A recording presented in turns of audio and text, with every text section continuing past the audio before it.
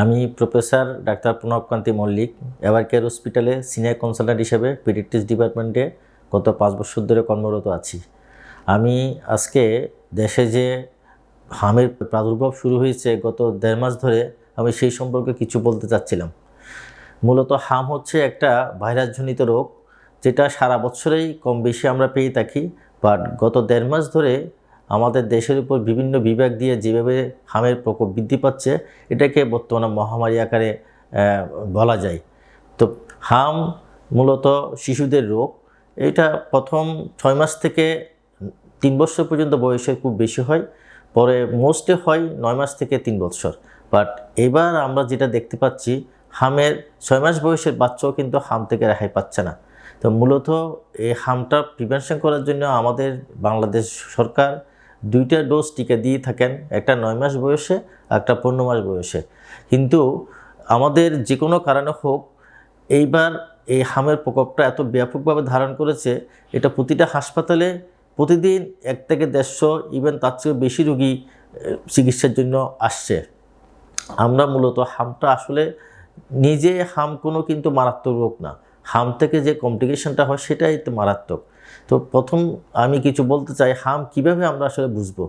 হামের প্রাথমিক লক্ষণ হচ্ছে যখন বাবুর হাম যেহেতু প্রাদুর্ভাব শুরু হয়েছে, যখন কোনো বাবুর খুব জ্বর থাকবে, যেটা আমরা বলি যে হাই ফিভার, 39 সেন্টিগ্রেড এবং অ্যাভাব একটা জ্বর থাকে। তারপরে দেখা যায় বাচ্চার কাশি থাকে, শুকনো কাশি, তার চোখে দেখা যায় যে একটা লাল লাল ভাব, তারপরে তাকে হাসি। এই মোটামুটি এই সিমটমগুলো নিয়ে যখন বাবু আসবে, তখন আমাদের মনে এটা সন্দেহ থাকতে হবে। 4 দিনের জ্বর যখন হবে, 4 দিনের মাথায় গিয়ে হামের একটা টিপিক্যাল একটা র্যাশ আমরা দেখতে পাই, যেটা শুরু হয় কানের পিছন দিক থেকে, আস্তে আস্তে 2 থেকে 3 দিনের মধ্যে এটা মাথা থেকে পা পর্যন্ত আস্তে আস্তে নিচের দিকে এই র্যাশটা দেখা যায়, এবং এটাকে আমরা বলি মেকুলোপেপুলার র্যাশ। এবং 3 থেকে 4 দিনের মধ্যে এই র্যাশটা পায়ে চলে আসে। কিন্তু দেখা যায় এটা কিন্তু প্রথম দিকে আমরা পাবো না, জ্বরের 3 থেকে 4 দিন পর থেকে এই র্যাশটা শুরু হয়। সেজন্য যখনই কোনো বাবুর এই সময়টাতে উচ্চ মাত্রার জ্বর, সাথে যদি দেখা যায় যে তার সর্দি কাশি, তার চোখের মধ্যে লাল লাল ভাব দেখা যায়, দেরি না করে হাসপাতালে ডাক্তারের পরামর্শের জন্য নিয়ে আসতে হবে। তাহলে আমরা হামের জন্য কোনো আতঙ্কিত হবার কিছু নাই। হাম নিজেই কিন্তু কোনো মারাত্মক রোগ না, বাট তার কমপ্লিকেশনটা যদি আমরা প্রিভেন্ট করতে পারি, তাহলে আমরা হামের থেকে বাচ্চার মৃত্যুটা রোধ করতে পারবো। এখন কিভাবে আমরা বাবুর কমপ্লিকেশনটাকে কমাইতে পারি? প্রথম কথা হচ্ছে, হাম কিন্তু সবার জন্য মৃত্যু ঝুঁকি বই আনে না। যে সমস্ত বাবুরা ইমিউনিটি কম, অর্থাৎ তাদের রোগ প্রতিরোধ ক্ষমতা কম, বা অপুষ্টিতে ভুগছে, অথবা তাদের শরীরে কোনো ইমিউনোডিফিশিয়েন্ট রোগ আছে, কিংবা কোনো ড্রাগ খাচ্ছে যেগুলোর জন্য তার শরীরে ইমিউনোডিফিসিয়েন্সি কন্ডিশন হয়েছে, তখনই সেই সমস্ত বাচ্চাদের ক্ষেত্রে হাম কিন্তু খারাপের দিকে যেতে পারে, কমপ্লিকেশনগুলো শুরু হতে পারে।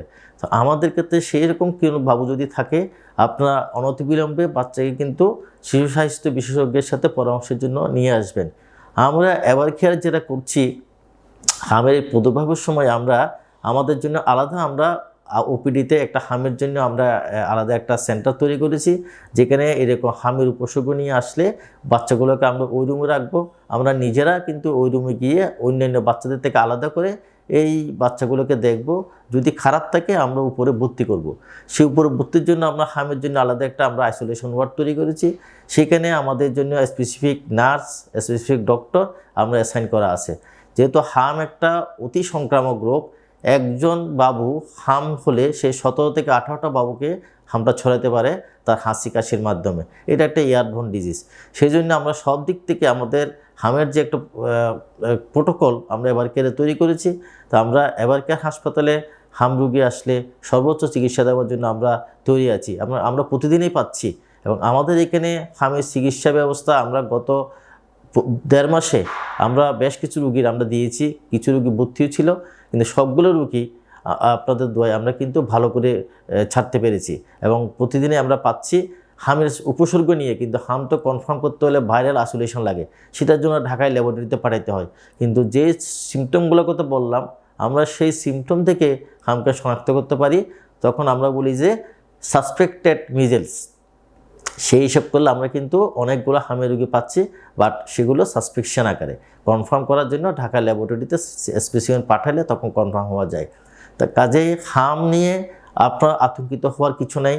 হাম যে কোনো একটা ভাইরাস রোগ, তবে যেহেতু এটা অতি সংক্রামক, যেহেতু এটা কমপ্লিকেশনটা হলে বাবুর জন্য একটা জীবন মৃত্যুর ঝুঁকি দাঁড়ায়, তখন সেজন্য আমাদের অভিভাবকদেরকে বলবো আপনারা একটু সচেতন হন এবং বাচ্চাকে হামের চিকিৎসার জন্য হাসপাতালে নিয়ে আসবেন।